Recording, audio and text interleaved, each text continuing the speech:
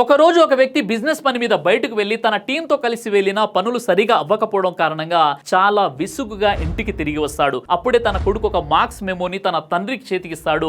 ఆ మెమో చూడగానే ఇంగ్లీష్ లో 15, హిందీలో 18, మ్యాథ్స్ లో 25 ఈ మార్క్స్ చూసిన తన తండ్రి విపరీతమైన కోపంతో, నేను ఇంత కష్టపడి నిన్ను చదివిస్తున్నాను, వేలు వేలు తగలబడుతుంది, ఈ చదువు కోసమేనా అని తిట్టేస్తాడు.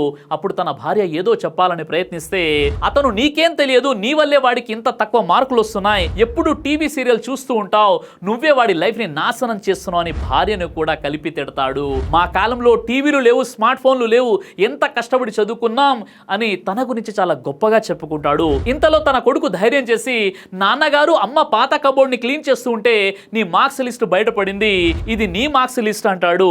ఆ మాట వినగానే ఆ తండ్రి నోటి నుండి మాట రాదు. అందుకే ఛాన్స్ దొరికింది కదా అని ఆవేశపడి మన నోటితో ఇష్టం వచ్చినట్లు మాట్లాడకూడదు, జాగ్రత్త పడాలి.